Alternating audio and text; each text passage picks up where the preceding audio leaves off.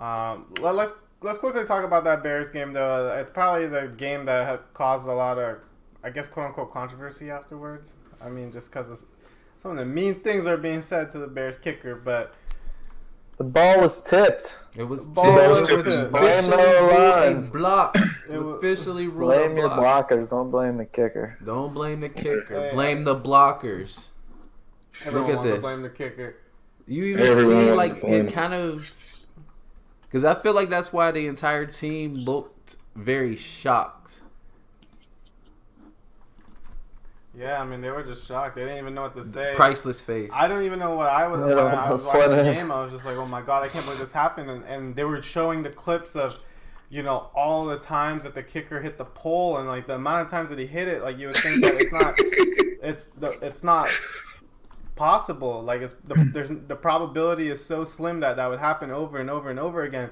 And then to see the fans, boo the kicker after a game. And to see some of the death threats afterwards, I understand. Very emotional. Bears haven't won, years, and we're talking about decades at this point. But let's be honest, man. The kicker, Bub said it right here. Kicker scored 9 points. Trubisky did 6. So, who's there really to blame? Is it the offense? But That's on the such a other good side, you point. have the Philadelphia Eagles, the defending champs, looking like they're ready to rally behind Nick Foles, ready to do this all over again. So yeah, I don't know. I They're about to thought run it was the bus, so. crazy. The death threats, man. Like, there's really no place. There's no place for that in any sports. I mean, things happen in sports. We get upset about it, but come on, we don't need a death threats. As we said, it was officially ruled a block. We collect the tape. It's not his fault. It's not even really. I won't even really say. I don't know whose fault to really put this loss on. When it comes to the Bears. I mean, do we say it is Trubisky's fault because he only put up 6 points? But then again, the Eagles came to play defense. Trubisky did have his best game, though, I will say. But do you blame him? Do you blame Matt Nagy? Do you blame the defense? I thought, to be honest, it was a really good game. I thought everyone played very well. I thought, just when it came time for a win, it was just bad luck. Literally, just thought it was bad luck. Sure, the Eagles weren't always looked at as one of the best defenses this year, but as Sal stated, these are the defending Super Bowl champs. They have something to prove. They weren't looking like they were going to get into the playoffs this year, and they got handed a gift for Christmas because Kirk Cousins and the Vikings just couldn't pull one off. And so, but they get in. I think not only did they look at it as they're thankful for being in there, but they looked at it as like, hey, we deserve to be in here too. They closed out the season strong. I'll probably say they were also one of the hottest teams coming into the playoffs, and that was part of the reason why. That's part of the reason why we see the success that they've been having.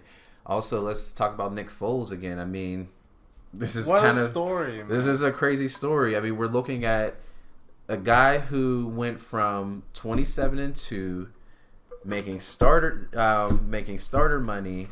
27-2 in touchdown ratio. Let's make that clear. Yeah. Then going to making starter money and looking like a complete bust, like he deserves to be a backup. Going back to a backup, then getting called in and being their quarterback because Carson Wentz goes down. Struggles at first, and then they come up with the perfect scheme and plan with him as their quarterback. As you see, there's a lot of RPOs. Quick passes. I think the guy's fearless. When he's comfortable and when he feels like he's in control of that offense, Nick Foles can ball. And I really do like his game. I really do. The man's going to get paid. The man is going to get paid this offseason by somebody.